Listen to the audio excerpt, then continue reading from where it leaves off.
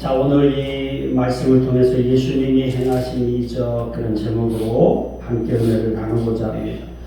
한 어부가 고기잡이를 위해서 바다로 나갔습니다. 근데 갑자기 폭풍이 몰아치기 시작했어요. 앞을 분간할 수가 없어서 배가 파산할 위기 가운데 처하게 됐습니다.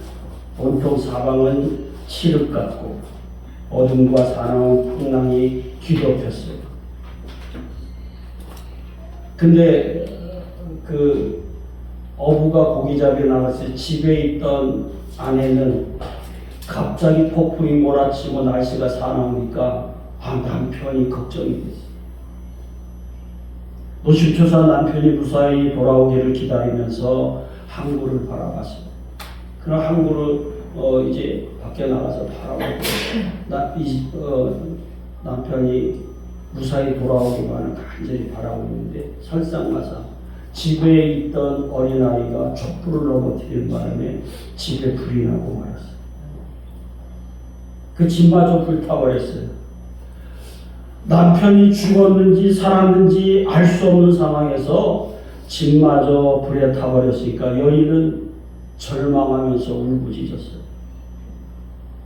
그렇게 이튿날 아침에 되었는데 어부가 탄 배가 무사히 항구에서 돌아온 거예요. 항구로 들어오는 것이었어요.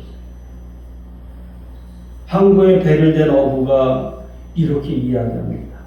어젯밤에 풍랑 속에서 방향을 잡지 못해서 표류하고 있는 위험한 상황이었는데 갑자기 육지 쪽에서 커다란 불길이 치솟아서 항로를 바로잡아서 돌아올 수가 있었다.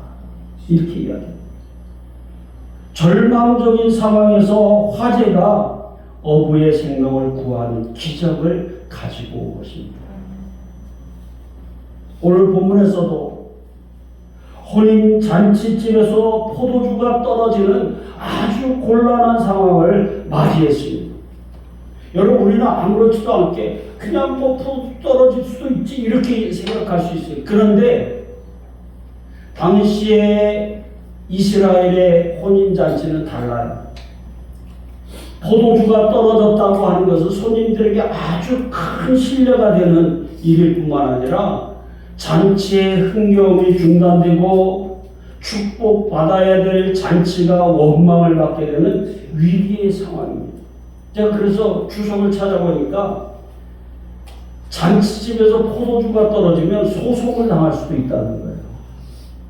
우리 같으면 그렇지 않잖아요. 그냥 기분 잡혔다 하고 말 텐데 여기 소송까지 당할 수 있다는 거예요. 왜냐하면 이스라엘의 혼인잔치는 1주일에서 2주일 동안 계속되기 때문에. 그러니까 거기에 모인 하객들은 마음껏 즐길 수 있는 기회라는 말이죠. 그런데 이런 위기의 상황이었지만은 예수님께서 물로 포도주로 만드는 이적을 행하심으로 이전보다 더 좋은 포도주로 잔치에 참석한 사람들에게 더 큰 기쁨과 흥겨움을 이어지게 하셨고 그 하객들로부터 큰 칭찬과 축복을 받게 하는 이런 일이 있었다는 거죠. 이처럼 오늘 우리는 이 세상을 살아가면서 우리들이 주도 면밀하게 계획하고 준비하고 진행하지만은 우리의 계획과 뜻대로 되지 않아서 위기의 상황을 맞이할 때가 많이 있습니다. 그러나 예수님께서 혼인잔치집에서 행하셨던 것처럼 이적을 베푸시면 우리들도 위기에서 벗어나 도리어 기쁨과 감사의 상황으로 바뀌게 될 것이라고 하는 사실을 오늘 우리는 믿어야 됩니다. 그러므로 우리는 이 본문의 말씀을 통해서 예수님이 행하시는 이적을 우리 삶 속에서 체험하기 위해서는 어떻게 해야 되는가 하는 것을 살펴보면서 함께 은혜를 나누고 우리들은 언제나 예수님이 행하시는 기적을 체험해서 기쁨과 감사가 넘치는 그러한 복된 삶을 살아가는 우리 모두가 되어줄 수 있기를 간절히 소원합니다. 오늘 이 말씀은 우리가 너무 잘 아는 말씀이잖아요. 제가 이 말씀을 준비하면서 새벽 기도 때 설교를 준비를 하면서 야, 과연 오늘 우리가 예수님의 그 능력을 믿고 살고 있느냐, 예수님이 행하셨던 그 이적이 우리 삶 속에 체험되어지고 있느냐 하는 그런 생각을 한번 해보게 됐어요. 오늘 이따 우리 차장님 예배하고 성경 공부할 때 그때도 살펴보겠지만은 우리 삶 속에 말씀을 배우고 성경 공부를 하고 많은 말씀을 들었는데 우리 삶 속에 참으로 주님의 그 능력을 체험하고 이 세상을 이기는 삶을 살고 있느냐? 그렇지 못할 경우가 많이 있다는 거죠. 그래서 오늘 이 본문의 말씀을 준비하면서 참으로 우리 삶 속에 그런 주님의 능력으로 이 세상을 이기는 삶을 살아야 되는데 그러려면 어떻게 해야 되느냐 하는 거예요. 첫 번째, 예수님을 초청해야 합니다. 자, 2절 다 같이 또 읽겠습니다. 시작. 예수와 그 제자들도 혼례 청함을 받았더니. 자, 예수님의 어머니가 그 혼례잔치 자리에 있었고 예수님과 그 제자들도 거기에 청함을 받았다는 거예요. 오늘 본문의 이 혼인잔치는 갈릴리 가나의 작은 동네에서 있었던 혼인잔치예요. 근데 그곳에 예수님과 제자들도 초청되었다. 그런데 혼인잔치가 무르익었는데 중간에 어떻게 됐어요? 포도주가 떨어지는 위기 상황을 맞이하게 됐다는 거예요. 따라서 예수님이 누구신가를 알았던 예수님의 어머니 마리아는 이런 위기의 상황에서 예수님께 도움을 요청하는 것이 최선이라고 생각하고 그것에 있던 예수님에게 포도주가 떨어졌다고 도움을 요청하는 거예요. 아마 예수님의 어머니 마리아가 도움을 요청한 것을 봐서는 아마 가까운 친척집이 아니었는가 그렇게 생각이 들기도 합니다. 그러나 정확하게 알 수는 없어요. 하여튼 예수님의 어머니 마리아가 지금 이 위기 가운데서 잘못하면 소송이 걸릴 수도 있고 축복의 잔치가 욕을 들어먹는 그런 상황을 맞이할 수도 있잖아요. 그러니까 그런 위기의 상황에서 이 어느 누구도 해결할 수 없는 그런 그래서 도움을 요청하는 것은 예수님밖에 없다 이렇게 생각을 한 거예요. 그래서 예수님에게 도움을 요청을. 그곳에 만약에 예수님이 계시지 않았다고 한다면 그 잔치는 기쁨과 흥겨움의 잔치가 아니라 비난과 원망의 자리가 되었을 것이지만은 예수님이 그곳에 계심으로 잔치의 기쁨과 흥겨움은 계속 이어질 수가 있었고 낭패와 실망이 기쁨과 감사의 상황으로 바뀔 수 있게 되었다고 하는 사실입니다. 이처럼 이적이라고 하는 것은 인간이 할 수 있는 일이 아니라 오직 주님만이 하실 수 있는 거예요. 우리 삶 속의 이적은 인간이 일으키는 게 아니에요. 주님만이 하실 수 있는 거예요. 그래서 예수님의 능력은 하나님의 능력이고 그 능력은 일시적인 것이 아니라 만물을 창조하신 만유의 주로서 가지신 영원하신 능력이라고 하는 사실을 오늘 우리는 기억해야만 될 줄 믿습니다. 그래서 하나님의 나라는 말에 있지 아니하고 오직 능력이 있다고 하는 사도 바울의 증거처럼 예수님 혼인잔치에서 이적을 행하심으로 그 시대의 권능으로 하나님 나라의 도래를 선포하신 것입니다. 이것은 예수님께서 공생애를 시작하시면서 뭐라고 외치셨어요?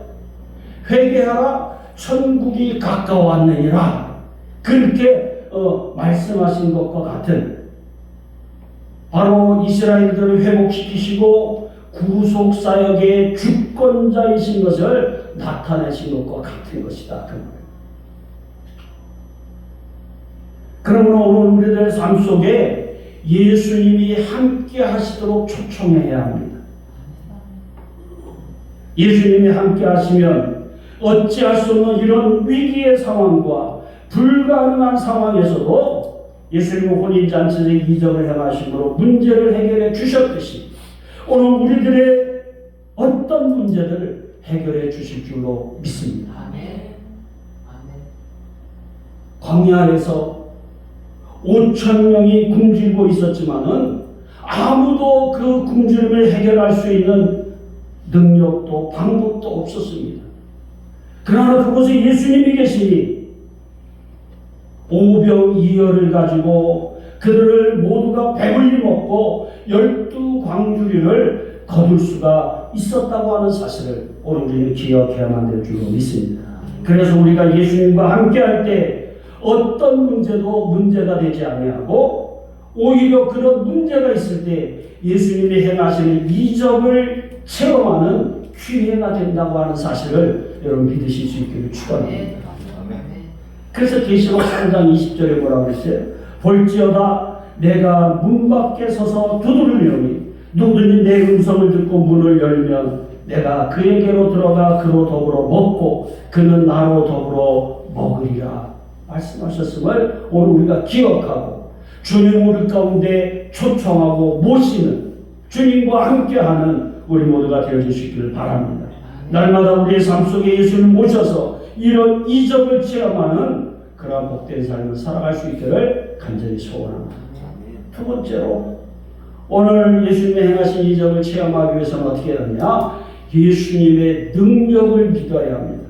자, 5절 다 같이 읽겠습니다. 시작. 그러므로 아이들에게 이르되 너희에게 무슨 말씀을 하시든지 그대로 하라 하라. 아멘. 혼인 잔치집에서 포도주가 떨어진 것을 발견했지만은 그 순간에 해결할 수 있는 방법은 아무것도 없었습니다. 뭐 우리 어린이들 얘기처럼 먹을 것이 없다. 그러니까 왜 먹을 것이 없어요? 라면 끓여 먹으면 되지. 그랬다고 하는 말이 있듯이 지금 시대 같으면 얼마든지 배달도 시킬 수 있고 할 수 있었겠지만은 당시에는 빠른 시간 내에 해결할 수 있는 방법이 없었어요. 더군다나 가난한 시골 동네에서 그것을 해결하기가 쉽지가 않았습니다. 따라서 이런 사태를 감지한 예수님의 어머니 마리아는 예수님에게 포도주가 떨어졌다고 하는 사실을 알렸지만은 그리고 도움을 요청했잖아요. 예수님께서는 즉시 도와주겠다 하지 않았어요. 그렇죠? 그래서 여기 오늘 4절에 보니까 예수께서 이르시되 여자여 나와 무슨 상관이 있느냐? 내 때가 아직 이르지 아니하였나이다. 그렇게 말씀해요. 여자여 무슨 상관이 있어요? 어머니 여사여 그런 뜻이에요. 여사여 그게 나하고 무슨 상관입니까? 그런 거잖아요. 내 때가 아직 이르지 아니하였다. 이것은 어머니를 무시하거나 요청을 거절하신 것이라고 보기보다는 지금 예수님이 지금 공생애를 시작하셨잖아요. 그러니까 이제는 인간의 어떤 욕구나 요청에 의해서 내가 움직이는 사람이 아니라 오직 하나님의 뜻에 따라서 활동한다고 하시는 것으로 예수님의 메시아 되심을 드러낼 때가 되었다. 그런 말이에요. 그래서 이처럼 예수님께서는 어떤 일을 서두르거나 회피하지 아니하시고 하나님의 뜻대로 사역을 완벽하게 이루어가시는 거예요. 근데 여러분 한 번씩 보세요. 그러면 예수님의 어머니는 그 때를 알았을까요? 예수님이 자기를 드러낼 때가 언제인지 사실은 마리아는 몰랐을 거예요. 그렇죠? 마리아가 안 되는 자체가 어떻게 보면 불가능해요. 근데 그러니까 예수님이 지금 자기 아들이잖아요. 근데 아들한테 부탁했는데 아들이 안 들어주면 기분이 좋겠어요, 나쁘겠어요? 이 녀석의 어미를 무시하나? 그렇잖아. 우리 자녀들이 부모 얘기 안 들으면 지 혼자 큰 줄 알아. 그렇잖아. 기분 나쁘잖아요. 그죠? 예수님의 어머니도 그랬을 거예요. 아들한테 특별히 부탁을 했는데 나하고 무슨 상관이 있습니까? 그러니까 얼마나 요청을 거절한 데 대해서 불쾌감을 가질 수도 있었어요. 그럼에도 예수님의 어머니 마리아는 모친으로서의 어떤 권위를 내세우기보다는 예수님이라야 이 위기가 해결될 것이라고 하는 확실한 믿음을 가지고 있었고 예수님은 능히 그러한 능력을 가지신 분이라고 하는 사실을 믿었다는 거예요. 그래서 그 뒤에 보니까 마리아는 하인들에게 어떻게 얘기합니까? 예수님께서 무슨 말씀을 하신지 너희는 그대로 하라. 단단히 부탁하는 거예요. 그런데 믿지 못했다고 한다면 그런 부탁을 할 리가 없잖아요.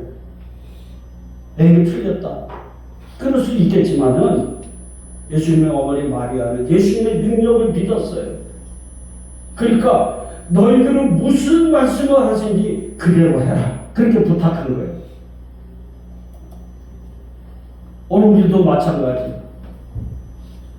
오늘 우리도 예수님의 능력을 믿어야 됩니다. 자신의 생각이나 방법이나 계획이 아니라 예수님이라면 된다고 하는 그 믿음으로 예수님을 의지해야 합니다. 성경에 그런 얘기를 마치 로마의 백부장이 마태복음 8장 8절에서 이렇게 이야기합니다. 주여 내 집에 들어오심을 나는 감당하지 못하겠사오니 다만 말씀만 하옵소서. 그러면 내 하인이 낫겠사옵나이다. 로마의 백부장이 예수님의 능력을 믿은 거예요. 그러니까 예수님이 우리 집에 들어오지 아니하셔도 말씀만 하셔도 내 하인이 낫겠습니다. 그런 믿음을 보인 거예요.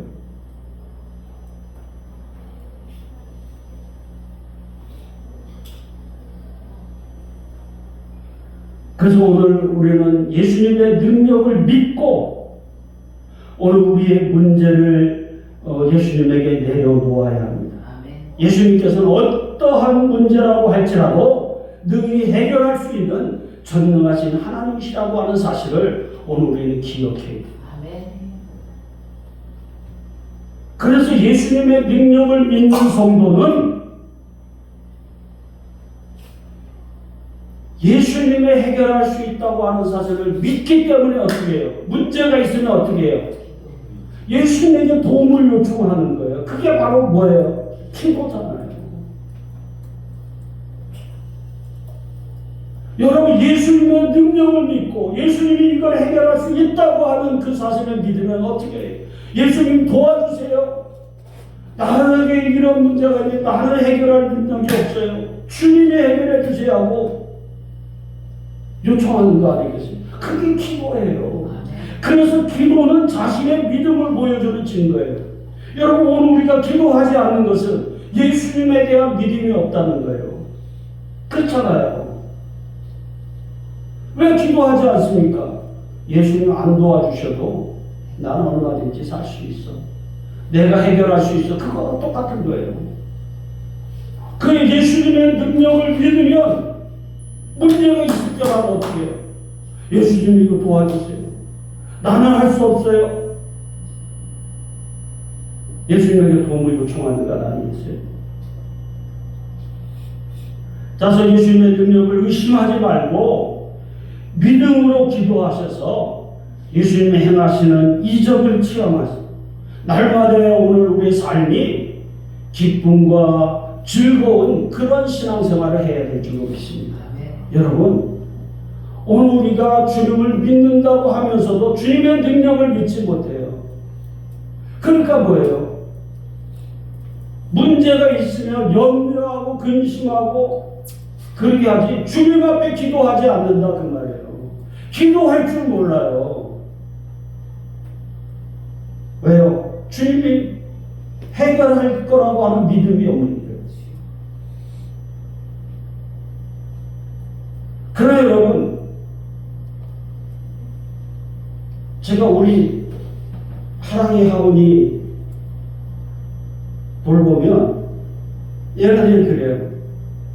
뭐가 자기네한테 필요하면 하원이 할아버지 간식 줘. 간식 없는데 아 왜 없어? 저기 가서 사오면 되잖아. 에? 뭐만 있으면 할아버지 뭐 사줘. 저는 여기 있다 보면 자기네가 뭐 먹고 싶은 거 있으면 전화해요. 할아버지 올 때 그것 좀 사와. 아주 명령이야. 왜 그래요? 할아버지한테 부탁하면 해결될 거라고 하는 믿음이 있는 거예요. 할아버지는 이 문제를 얼마든지 해결할 수 있다고 하는 믿음이 있잖아요. 그러니까 이거 해줘, 저거 해줘. 안 해주면 할아버지 왜 안 해줘? 가끔 제가 그래요. 할아버지 돈 없어. 왜 없어? 그게 그거잖아요. 오늘 우리도 마찬가지예요. 하나님이 우리의 문제를 능히 해결할 수 있다고 하는 믿음이 있으면 어떻게 해요? 하나님 앞에 도움을 요청해야 돼요. 예수님 앞에 도움을 요청해야 될 거 아닙니까? 근데 왜 도움을 요청 안 해요? 예수님의 능력을 못 믿는 거예요. 해봐야 별거 없네. 오늘 예수님의 능력을 믿으실 수 있기를 축원합니다. 마지막으로 오늘 예수님의 향하신 능력을 체험하기 위해서는 예수님께 온전히 순종해야 합니다. 7절, 8절 다 같이 읽겠습니다. 시작. 예수께서 그에게 이르시되 하나님의 물을 주어라 하시니 아비까지 채우니 이제는 떠서 연회장에 갖다 주시네 갖다 주었더니 아멘. 혼인잔치에서 예수님이 이적을 행하신 자는 하인들이 예수님의 어머니 마리아가 부탁한 대로 예수님 말씀에 온전히 순종했기 때문입니다. 하인들은 예수님께서 항아리에 물을 채우라고 하니까 그대로 순종했고, 그 물을 떠다가 연회장에게 주라고 하니까 그대로 순종했더니 연회장이 그 물을 맛보는 순간 깜짝 놀랄 만한 일이 벌어진 거예요. 이제까지 전혀 맛보지 못했던 최상의 포도주가 되는 이적이 일어난 거예요. 여러분, 우리는 그럴 수 있겠지, 그렇게 생각할 수 있어요. 그런데 여기 보세요. 돌 항아리에 물 6개의 돌 항아리에 물을 채웠다. 하인들 입장에서 귀찮은 일이에요. 지금처럼 수도꼭지 열면 채워지는 그런 시대가 아니잖아요. 저 밑에 거기서 물을 길어와야 되잖아요. 물치개로 지고 그거를 갖다가 돌 항아리에다 채워야 돼요. 하인들은 엄청 힘든 일이라고요. 근데 그거 채워라 하니까 그대로 가서 채웠어요. 그리고 그거 떠다가 연회장 주라. 연회장이 물 가져오고 그랬어요. 지금 포도주가 모자라서 노심초사하고 있는데 물 떠다 주면 연회장이 기뻐하겠어요? 잘못하면 하인 봉변을 당할 수도 있어요. 그런데 하인들은 그대로 했다는 거예요. 그랬더니 예수님께서 포도주가 물이 포도주로 완전히 바꿔놓고 야 떠다 줘라 그런 게 아니잖아요. 물을 그냥 항아리에 부었는데 그거 떠다가 줘라 하니까 하인들은 그대로 갖다 준 거예요.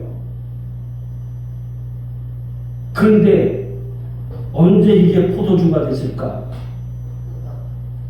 제가 볼 때는 떠다가 그 연회장에게 줬을 때 연회장이 마실 때 바뀌었을 거예요. 전 그렇게 봐요. 왜냐하면 이 하인들은 그냥 맹물 떠간 거잖아요. 맹물 떠간 거잖아요. 근데 그때까지 예를 들어서 이게 바뀌었으면 포도주 냄새라도 났을 거예요. 그렇죠? 근데 그런 게 없어요. 그냥 맹물 떠다 준 거예요. 그런데 연회장이 마시는 순간에 포도주가 된 거예요. 누가 그렇게 했을까? 예수님이 하신 거예요. 그런데 그 포도주가 이제까지 맛보지 못했던 최상의 포도주였다고 하는 사실이에요. 연회장을 비롯한 거기에 모인 다른 사람들도 어떻게 이런 이적이 일어났는지 아무도 알 수 없었지만은 그러나 누구는 알 수 있었어요. 누구는 알았어요. 물을 떠다 준 하인들은 알았단 말이에요. 어떻게 이런 이적이 일어나나? 하인들은 나는 물 떠다줬는데 어떻게 그것이 포도주가 되었다? 알았단 말이죠.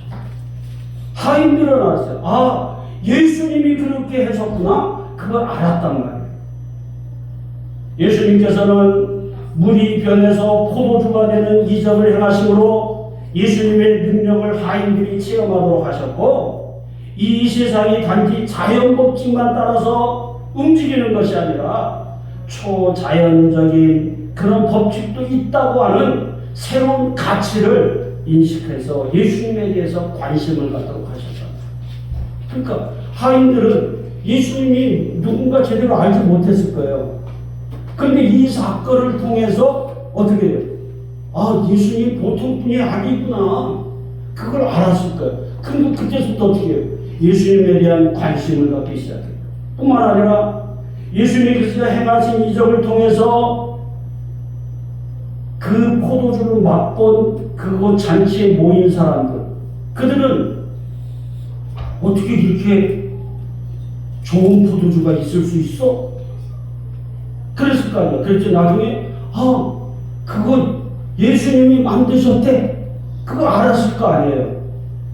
그러니까 그 사람들에게는 하나님 나라의 기쁨과 즐거움을 체험하도록 한 거예요. 그래서 로마서 14장 17절에 보니까 하나님 나라는 먹는 것과 마시는 것이 아니요 오직 성령 안에 있는 의와 평강과 희락이라고 하는 그 말씀을 체험하도록 하신 거예요.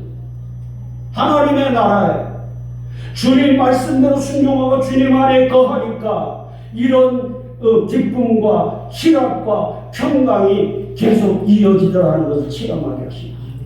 또 제자들은 이 이적을 보면서 예수님이야말로 참 능력을 가지신 그리스도를 깨닫게 함으로써 장차 제자들이 그리스도의 사역에 참여하도록 하는 믿음을 갖는 계기가 되게 하셨다는 거죠.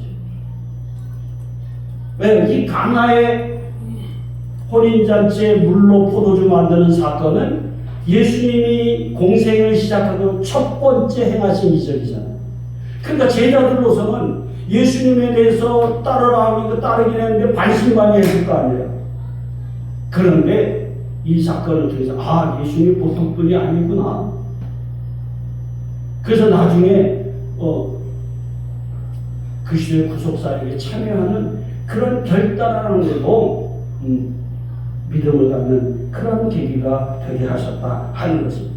따라서 예수님께서 가나의 혼인잔치에서 물이 변해서 포도주가 되는 이적을 행하신 것은 예수님이 누구신가를 깨닫게 하신 거로 자신이 인생들을 참길로 이끌어서 하나님 나라의 기쁨을 누리게 하신 능력의 주가 되신다고 하는 사실을 보여주신 것으로 이것도 하인들의 순종이 없었다고 하면 이런 이적은 일어나지 않았을 것입니다.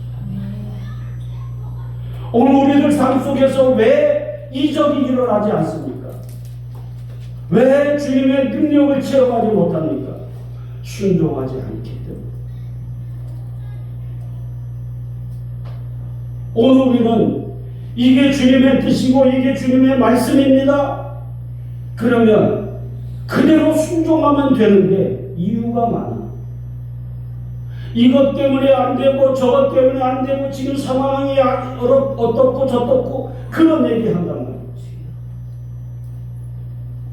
그러니까 이적이 안 일어나는 거야.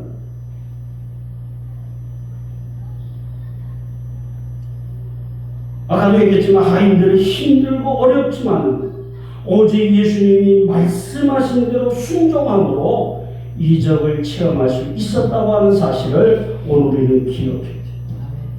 여러분 우리가 잘 아는데 베드로도 마찬가지예요. 베드로는 어부에 고기장에 나가서 밤새도록 그물을 던졌어요. 근데 물고기 한 마리 못 잡은 거예요. 밤새도록 그물 던졌지만 허탕친 거예요. 그래서 아침에 그물 정리하고 있었어요. 그런데 그곳에 누가 오셨어요? 예수님이 오셨어요. 예수님이 오셔서 뭐라 그래요? 너 깊은데 그물을 던져라. 그렇게 말씀하신 거예요.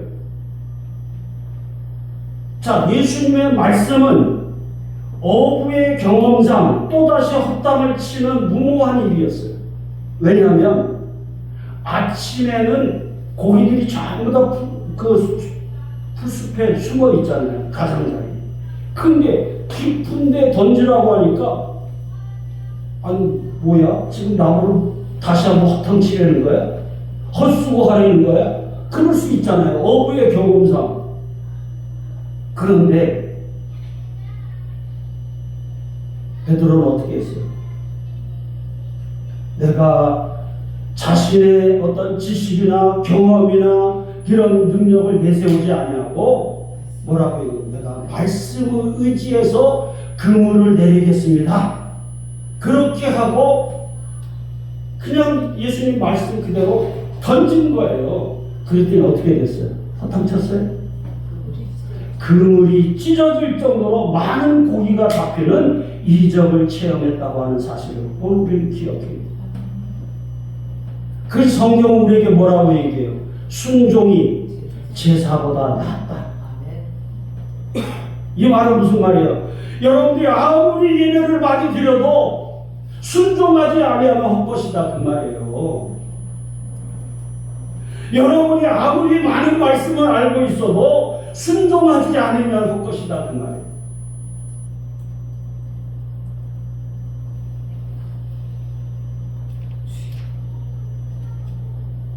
그러므로 오늘 우리는 자신의 생각이나 지식이나 어떤 경험을 내세우지 말고 언제나 예수님께 온전히 순종해야 불가능을 가능케 하시는 주님의 놀라운 능력의 역사를 체험하는 그런 복을 누리게 될 것입니다. 그래서 순종이 믿음이에요. 여러분 믿음이 있는 사람 순종하게 돼 있어요. 믿음이 없는 사람이 이렇게 자꾸 이유를 대지 믿음이 있는 사람은 순종하게 돼 있다. 그게 하나님 뜻이라면 내가 어떠한 불이 있다고 할지라도 내가 어떤 손해를 본다고 할지라도 순종하겠습니다. 이게 믿음이에요. 그렇잖아요. 그래서 성경은 우리에게 얘기해요. 믿음은 보이지 않는 것을 보는 것처럼 확신하고 행동하는 게 그게 믿음입니다. 그렇죠. 믿음은 바라는 것들의 실상이요 보이지 않는 것들의 증거다. 그 말은 뭐예요? 지금 그 말씀대로 내가 하려니까 뭐가 아무것도 잡히는 것도 없고 보이는 것도 없어. 그렇게 될 줄 몰라. 된다는 보장도 없어. 그런데 그 말씀을 누가 하셨어? 하나님의 말씀. 그럼 하나님의 말씀은 그대로 된다는 확신을 하는 거예요. 그 확신을 했다고 하면 어떻게 해? 내가 그냥 행하는 거예요. 그대로 그 말씀대로 행하는 거예요. 그러면 역사는 그때 나타난다. 아까 제가 얘기했어요. 물이 언제 포도주 되었을까? 연회장이 마시는 순간에 포도주가 된 거예요. 아멘? 연회장 손에 갈 때까지 포도주가 안 됐어요. 마실 때 포도주가 된 거예요. 아멘? 그럼 오늘 우리가 하나님의 말씀은 다 보여주시고 다 되고 나서 네가 순종해라? 아니에요. 순종하면 그렇게 되는 거예요. 아멘? 요단강에 들어가라. 물이 넘실대는 요단강 그대로 있었어요. 근데 제사장들이 법궤를 메고 순종해서 들어갔더니 물이 무릎에 차는 데까지 들어갔어요. 그때 요단강이 좌우로 갈라지더라고요. 이게 순종이고 이게 믿음이에요.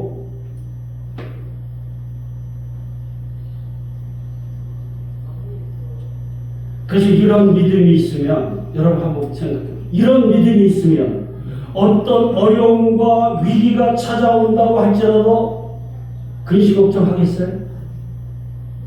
오히려 이런 어려움과 위기가 있으면 야, 주님이 어떤 능력으로 이 문제를 해결하실까? 그런 기대감이 있잖아요. 그럴 거 아니에요. 그러니까 근심과 걱정보다는 기대감이 있다. 주님이 어떻게 해결하실까? 어떤 능력을 베푸실까? 그런 기대로 충만하게 되는 거예요. 그래서 믿음이 있는 사람은 근심하거나 걱정하지 않습니다. 그냥 기도하는 거예요. 하나님 도와주세요. 하나님만이 이거 해결할 수 있어요. 나는 능력이 없지만 우리 주님은 능력의 주님이신 줄로 믿습니다. 그러고 그냥 맡기고 나가는 거예요. 그냥 말씀대로 순종하는 거예요. 그때 역사가 나타나. 아무것도 하지 않는데 일어나지 않습니다. 죽으라면 죽을 각오하고 가는 거예요. 그래서 예수님 따르려면 어떻게 하라고? 자기를 부인하고 자기 십자가를 져라. 여러분, 오늘 우리가 예수님을 따르는 것은 자기 십자가 지는 거예요. 자기 십자가 준다고 하는 거예요. 주님이 가신 길이 내가 가고 싶지 않아도 주님이 가라고 하시니까 그냥 죽기를 각오하고 가는 거예요. 손해볼 각오하고 가는 거예요. 내 뜻을 고집하는 게 아니에요. 그렇게 그대로 순종하고 가면 그때 역사가 나타납니다. 아멘? 아멘. 아멘? 아멘. 그게 순종이에요. 자꾸 이것저것 조건 따지는 게 아니에요. 그래서 똑똑한 사람들 예수 못 믿어. 자기가 강하고 자기가 똑똑한 사람 예수 믿기 힘들어요. 예수 믿기 믿어도 교회는 다녀. 종교 생활을 해. 근데 신앙생활을 못해. 믿음이 안 자라. 10년 다녀도 그 촬영이 20년 다녀도 그 촬영이 왜 그래요? 적당히 요만큼만 자기 생각대로만 순종하는 거예요. 그러니까 그 삶 속에 주님의 능력 체험하기 어려운 거예요. 오늘 우리는 온전히 순종할 수 있기를 주님 이름으로 축원합니다. 사랑하는 성도 여러분, 이제 말씀 마칩니다. 우리 인생은 우리 계획과 뜻대로 평탄하기만 하지 않고 생각지 못한 어려움과 위기를 맞기도 합니다. 그러나 예수님이 함께 하시면 문제가 되지 않습니다. 예수님께서 우리의 모든 문제를 해결할 수 있는 능력을 가지신 전능하신 하나님이십니다. 예수님의 능력을 믿고 우리의 문제를 맡기고 순종으로 나가게 될 때에 예수님께서 행하시는 그러한 이적을 체험하고 하나님 나라의 기쁨과 즐거움을 누리는 그러한 신앙생활을 하게 될 줄로 믿습니다.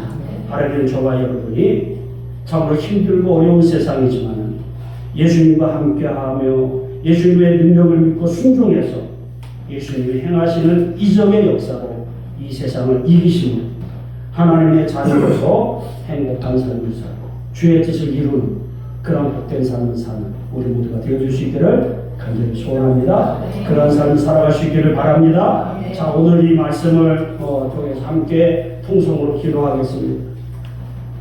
예수님을 초청하게 하여 주옵소서. 예수님의 능력을 믿게 하여 주옵소서. 예수님께 온전히 순종하게 하소서. 또 담임 목사님 바른 복음 전하게 해 주옵소서. 주여 한번 외치고 기도하겠습니다. 주여! 고맙고 감사하시 우리 하나님 아버지